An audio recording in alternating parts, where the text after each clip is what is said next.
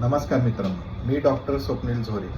मी गारगोटी येथे गेली 10 वर्ष प्रॅक्टिस करत आहोत. आज मी तुम्हाला डिहायड्रेशन ह्या टॉपिकबद्दल थोडी माहिती देत आहोत. डिहायड्रेशन म्हणजे काय?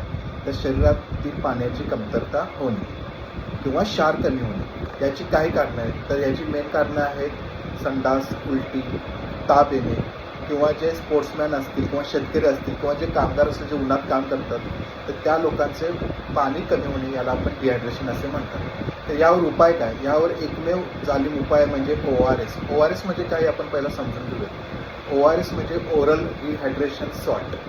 तर हे WHO म्हणजे वर्ल्ड हेल्थ ऑर्गनायझेशनने आपल्याला काही फॉर्म्युलेशन बनवून दिलेले आहेत की ज्यामुळे डिहायड्रेशनवर आपल्याला सहजपणे मात करता येईल. या ORSमध्ये नेमकं घटक तरी काय असतात? तर यामध्ये sodium chloride, potassium chloride, sodium citrate आणि डेक्स्ट्रोज.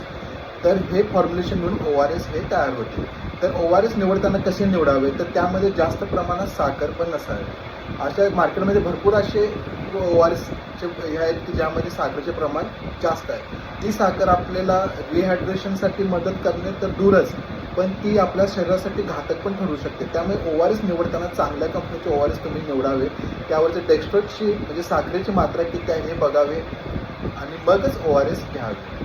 तर पालकांसाठी एक मी थोडंसं सांगतो की मोठी माणसं आपल्याला सांगू शकतात की चक्कर मारते, त्रास होते, पण लहान मुलांमध्ये कशी लक्षणं ओळखावी की त्यांना डिहायड्रेशन झालेलं. त्यासाठी एक काही लक्षणं म्हणजे बाळ सारखं पाणी मागणे, बाळाची लघवीचं प्रमाण कमी होणे किंवा बाळाच्या लघवीचा कलर हा डार्क होणे.